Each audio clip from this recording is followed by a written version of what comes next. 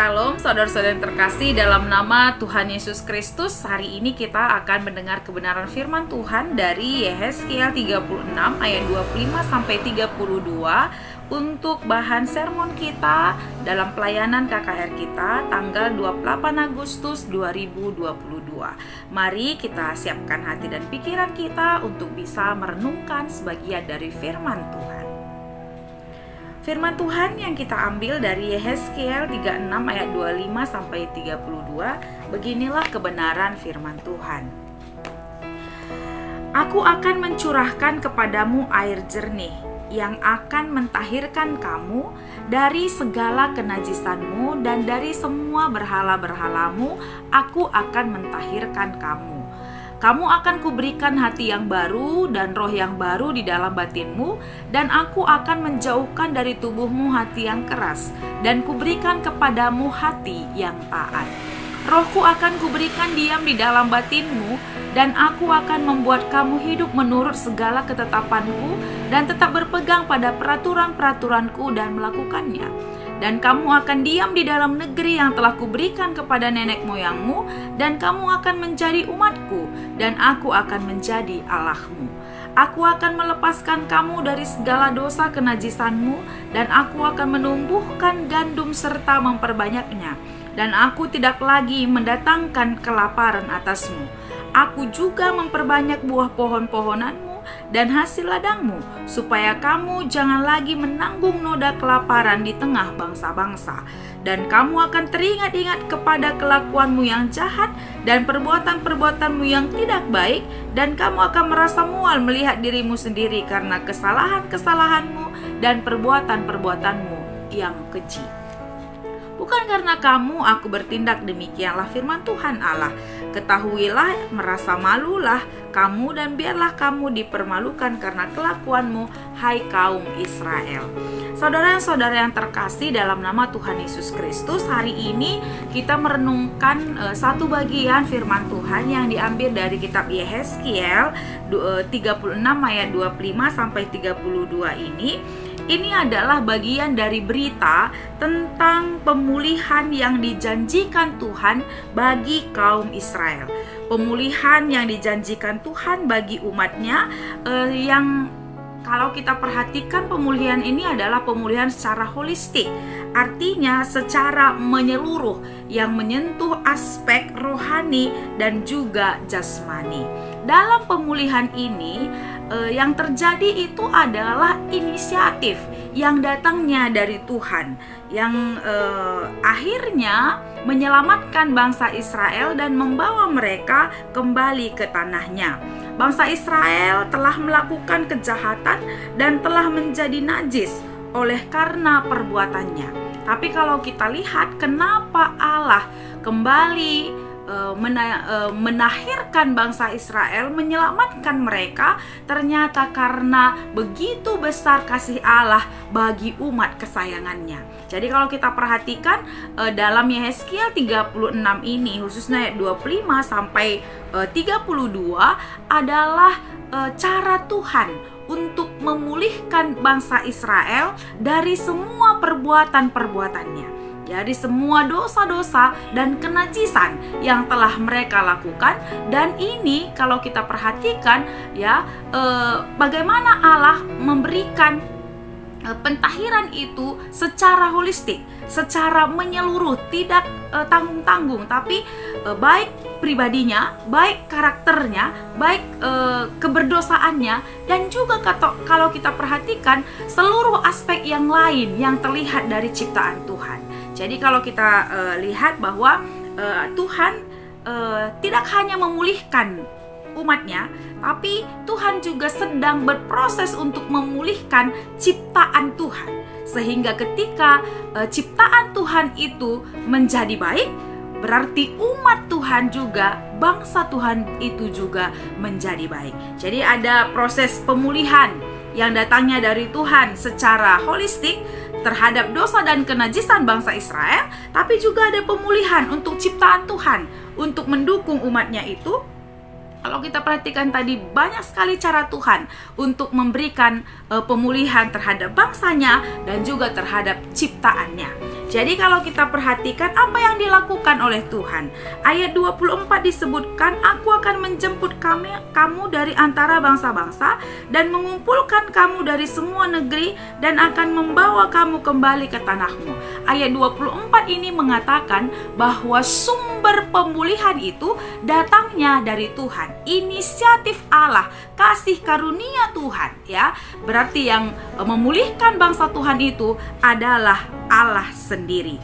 "Aku akan mencurahkan kepadamu air yang jernih yang akan mentahirkan kamu dari segala kenajisanmu, dan dari semua berhala-berhalamu aku akan mentahirkan kamu." Artinya yang memulihkan atau yang mentahirkan bangsa Israel, ternyata bangsa ini tidak memiliki daya. Bangsa ini tidak bisa melepaskan dirinya sendiri dari berhala-berhala, dari sembah-sembahan yang selama ini yang dia lakukan. Tapi kasih karunia Tuhanlah yang mentahirkan umatnya sehingga menjadi bersih dalam kasih Tuhan. Kamu akan cara Tuhan, ya. Kalau kita perhatikan ayat 26, ini adalah cara Tuhan untuk memulihkan bangsa Israel. Dengan apa? Dengan memberikan hati yang baru, roh yang baru di dalam batinmu, dan aku akan menjauhkan dari tubuhmu hati yang keras, dan kuberikan kepadamu hati yang taat. Luar biasa sekali pemulihan yang dirasakan oleh umat Tuhan melalui karya atau inisiatif Allah itu, yaitu dengan memberikan hati yang baru, roh yang baru, dan juga hati yang taat kepada Tuhan. Sehingga kalau kita lihat, kalau bangsa Israel menerima pemulihan ini, mereka akan selalu bisa melihat kepada Tuhan saja dengan segala ketaatan yang mereka miliki. Selanjutnya dikatakan di sini, "Rohku akan kuberikan diam di dalam batinmu, dan aku akan membuat kamu hidup menurut segala ketetapanku, dan tetap berpegang pada peraturan-peraturanku dan melakukannya. Dan kamu akan diam di dalam negeri yang telah kuberikan kepada nenek moyangmu, dan kamu akan menjadi umatku, dan aku akan menjadi Allahmu." Bagian 27-28 ini juga menyebutkan bahwa ternyata Tuhan tidak meninggalkan bangsa itu sendirian. Tapi ketika dia memberikan hati yang taat kepada bangsa Israel, itu artinya bangsa Israel menjadi bangsa kepunyaan Tuhan, bahwa segala ketetapan yang diberikan oleh Tuhan itu adalah menjadi ketetapan bagi bangsa tersebut kalau dia taat kepada peraturan-peraturan Tuhan dan melakukannya, ya. Artinya hati yang baru, roh yang baru itu mengikuti dengan ketaatan. Tidak lagi kembali kepada kenajisan, tidak lagi kembali kepada dosa-dosa yang telah mereka lakukan, apalagi kepada berhala-berhala yang mereka sembah. Ya, artinya proses itu adalah mengikuti ketaatan terhadap aturan-aturan Allah dalam hidup mereka. Kemudian kalau kita lihat, ini yang kedua, bagian kedua, yaitu Allah memberikan pemulihan terhadap ciptaannya. Artinya saudara yang terkasih, Allah tidak hanya mentahirkan jiwa raga bangsa Israel secara karakter dan kepribadian, tapi dia juga mentahirkan, memulihkan ciptaan Tuhan, ya. Yang kedua ini kalau kita perhatikan, "Aku yang memperbanyak buah pohon-pohonanmu dan hasil ladangmu, supaya kamu jangan lagi menanggung noda kelaparan di tengah bangsa-bangsa. Dan kamu yang akan teringat-ingat kepada kelakuanmu jahat dan perbuatanmu yang tidak baik, kamu akan merasa mual melihat dirimu sendiri karena kesalahanmu dan perbuatanmu yang keji. Bukan karena kamu aku bertindak demikian, firman Allah. Ketahuilah itu, merasa malulah kamu dan biarlah kamu dipermalukan karena kelakuanmu, hai kaum Israel." Jadi bagian kedua, pemulihan ciptaan Tuhan itu juga terjadi kepada ciptaannya. Artinya saudara-saudara yang terkasih, Tuhan tidak hanya melihat yang perlu diperbaiki itu adalah umatnya, tapi yang Tuhan juga lihat itu adalah perbaikan dalam seluruh ciptaan Tuhan.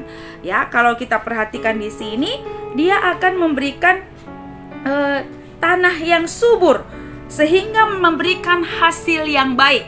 Dia akan memberikan, dia juga yang memperbanyak, ya, memperbanyak hasil dari tanah itu.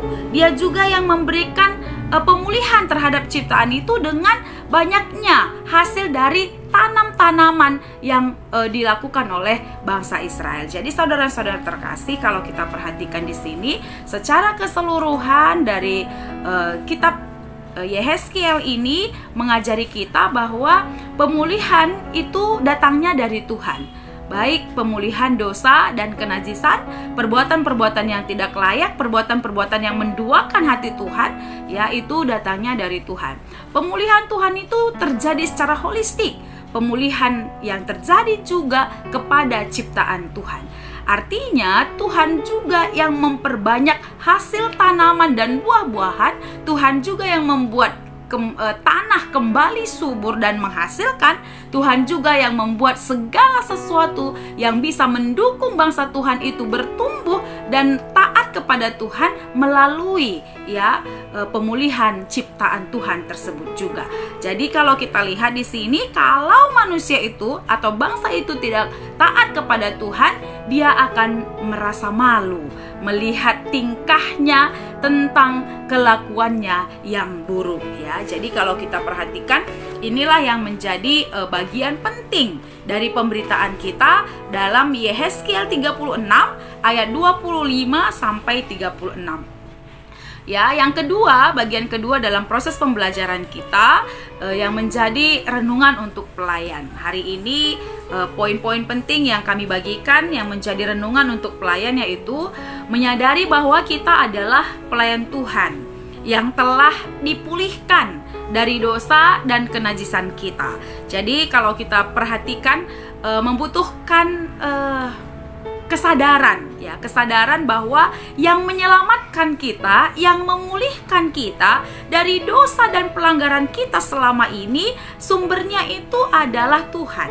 Begitu besar kasih Tuhan kepada kita yang telah memulihkan kita, menyelamatkan kita, bahkan mengampuni kita dari segala dosa-dosa dan juga kenajisan kita. Nah, rasa ungkapan syukur kita sebagai anak-anak Tuhan, sebagai pelayan KKR yang sudah dipulihkan Tuhan, tentu apa yang harus kita lakukan sama seperti firman Tuhan. Ketika Tuhan memberikan hati yang baru, roh yang baru, pemulihan dalam hidup kita, mari kita hidup dalam ketaatan kepada Tuhan, menjalankan apa yang Tuhan kehendaki, baik dalam menjalankan perintah-perintah Tuhan dan juga dalam memelihara lingkungan. Artinya ketika Tuhan mempercayakan hati yang baru, roh yang baru, semangat yang baru bagi kita, orang-orang yang sudah dipulihkan Tuhan, berarti kita sebagai pelayan juga boleh bersyukur kepada Tuhan, menjalankan apa yang Tuhan kehendaki, baik dalam perintah Tuhan dan juga dalam memelihara lingkungan. Bagian yang ketiga itu adalah menjadi teladan bagi anak didik kita untuk menunjukkan sikap menjaga tanah dan merawatnya. Artinya orang-orang yang sudah menyadari bahwa dia dipulihkan Tuhan, berarti dia menunjukkan sikap menjaga ciptaan Tuhan juga. Kalau kita perhatikan Yehezkiel, ternyata Tuhan tidak hanya memberi pemulihan kepada manusianya terhadap dosa dan kenajisan bangsanya, tapi Tuhan juga memulihkan ciptaannya untuk bisa memberikan yang terbaik bagi bangsa itu. Jadi kalau kita lihat, pemulihan yang dilakukan Allah bagi tanah itu mendukung umatnya untuk tidak lapar. Pemulihan yang dilakukan Allah bagi umatnya itu untuk mendukung umatnya supaya bisa hidup dengan lebih baik dalam ciptaannya, dalam tanah yang diberikan oleh Tuhan. Berarti ketika kita sadar bahwa kita sudah dipulihkan Tuhan, kita sedang menunjukkan sikap kita menjaga tanah dan juga merawat lingkungan kita. Jadi yang keempat, saudara-saudara yang terkasih, mari bersyukur atas pemeliharaan Tuhan, atas pemeliharaan Tuhan bagi kita. Jadi apa yang kita mau ajarkan? Minggu ini kita mau ajarkan supaya anak-anak kita menyadari tentang kebaikan Tuhan dalam hidupnya. Jadi anak-anak KKR itu kita bimbing, kita bawa supaya mereka menyadari tentang kebaikan Tuhan bagi hidup mereka. Kemudian supaya anak itu berusaha untuk menjadi anak-anak terang dengan menjalankan firman Tuhan. Jadi anak-anak itu kita ajarkan supaya mereka hidup dalam terang kasih Tuhan. Supaya yang ketiga, sama seperti minggu yang lalu, anak-anak bisa menjaga lingkungan dengan aksi pribadi mereka. Kemudian kita ajarkan juga mereka untuk bisa melakukan aksi itu, contohnya menanam bunga dan juga merawatnya, sehingga anak-anak juga dapat membedakan nih mana tanah yang subur dan tanah yang tidak subur. Kemudian apa yang kita mau ajarkan? Supaya anak-anak mampu menunjukkan kecintaan mereka terhadap lingkungan. Ya, jadi itu adalah bagian-bagian yang boleh kita buat poin-poinnya dalam proses mengajar kita pada minggu tanggal 28 Agustus ini. Metode mengajar untuk anak balita itu adalah tanah subur ya. Tanah subur itu adalah temanya. Kemudian untuk anak balita kita boleh dengan mengucapkan tema, menunjukkan gambar tanah subur dan tanah gersang, apa akibatnya bagi tanaman di tanah subur dan tanah gersang. Kemudian Tuhan yang membuat tanah subur dan menghasilkan, kita jaga baik-baik. Jadi di metode mengajar untuk anak balita ini boleh juga menjadi perenungan kita ya. Kalau anak balita, bolehlah contohnya kita ajak mereka untuk keluar dari kelas, baru kita ajak mereka untuk bisa melihat mana tanaman-tanaman yang ada di sekitar kita. Kemudian boleh juga guru mempraktekkan bagaimana cara menyiram tanaman. Nah, boleh juga ini bunga yang tumbuh di tanah yang subur, bagaimana kita merawatnya dengan menyiramnya, gitu, seperti itu. Jadi anak balita itu bergerak juga untuk melihat mana tanaman yang subur, mana tanaman yang gersang, mana dan juga mana yang bagaimana cara merawat lingkungan atau bagaimana cara merawat tumbuh-tumbuhan ini semua gitu. Jadi boleh diperagakan, guru juga boleh keluar dari kelas, kita boleh lakukan dengan menyiram air dan memperlihatkan tanaman ini bunga, dia bisa tumbuh. Kenapa? Karena memiliki wadah yang tanahnya subur, seperti itu ya. Sama seperti anak kecil juga, untuk anak kecil juga boleh dilakukan seperti itu karena temanya adalah tanah subur. Jadi menjelaskan apa maksud tema ya. Jadi sebaiknya minggu sebelumnya itu menyuruh membawa contoh tanah yang subur. Boleh juga misalnya karena yang minggu lalu kita diajak untuk bisa membuat tanah kompos ya dari tanaman-tanaman atau daun-daun yang sudah kering. Kemudian itu boleh akhirnya akan menjadi tanah yang subur. Kemudian menunjukkan tanah yang subur dan gersang, cerita tentang tanah yang subur dan layu. Kemudian kalau kita lihat tugas kita ya, endingnya itu dalam pengajaran untuk anak kecil kita bilang tugas kita itu menjaga agar tanaman tidak layu dan tumbuh dengan subur, berarti harus memiliki tanah yang subur. Kemudian metode mengajar untuk anak tanggung menjelaskan maksud tema. Temanya pemulihan tanah. Di sini kita sudah bisa menjelaskan tentang Yehezkiel bahwa pemulihan tanah itu adalah sumbernya Allah, karena Allah lah sang pemulih. Kemudian menunjukkan perbedaan tanah yang subur dan gersang, melakukan aksi untuk membuat tanah humus, dan juga memulainya dari diri sendiri, dari rumah. Jadi kalau kita lihat ini aksi pribadi mereka untuk menciptakan tanah yang subur itu seperti apa. Misalnya dengan membuat tanah yang humus tadi ya, dengan hasil daun-daunnya yang kering itu dikumpulkan, kemudian itu akan menjadi, dia akan terurai dan menghasilkan tanah yang subur, demikian. Kemudian itu boleh juga dilakukan, artinya anak-anak tanggung ini diajak untuk memiliki aksi, memilah sampah-sampah ya, memilah misalnya sampah plastik dengan plastik, yang organik dengan yang organik. Kemudian yang organik ini akan menghasilkan tanah yang subur. Demikianlah pemulihan tanah itu. Tapi yang paling penting kalau kita perhatikan di sini, pemulihan itu datangnya dari Tuhan karena Allah sang pemulih, tapi yang melakukan tindakan pemulihan itu adalah kitanya gitu. Jadi anak-anak diajak untuk bisa menyadari hal itu. Kemudian metode mengajar untuk remaja ya, berdiskusi tentang maksud tema, teks, dan bacaan. Di anak remaja ini sudah bisa kita jelaskan apa maksud tema, teks, dan bacaannya. kemudian berdiskusi tentang pengalamannya melihat tanah subur dan gersang. Kalau untuk anak remaja, kita sudah boleh bertanya tentang pendapat mereka, mendiskusikan kepada mereka tentang pengalaman mereka melihat tanah yang subur dan gersang, kemudian mendaftarkan hal-hal yang dilakukan untuk membuat tanah subur dan tanaman yang baik. Bagaimana caranya membuat tanah itu subur dan bagaimana caranya membuat tanaman itu baik gitu. Karena kita tadi yang kita ajarkan itu adalah kita sebagai alat Allah untuk bisa memulihkan tanah gitu ya. Kemudian Allah sang pemulih dalam kitab Yehezkiel, kemudian kita menunjukkan sikap hidup dalam pemulihan tanah. Artinya tindakan-tindakan kita merawat lingkungan kita itu adalah sebuah proses untuk memulihkan tanah itu sendiri. Jadi saudara-saudara terkasih, sebagai pelayan KKR ini adalah garis-garis besar kita untuk mempersiapkan diri kita mengajar di tanggal 28 Agustus. Kiranya Tuhan yang menguatkan kita sekalian dalam proses kita mendengar firman Tuhan pada saat ini. Terpujilah nama Tuhan. Shalom. Tuhan Yesus memberkati kita sekalian.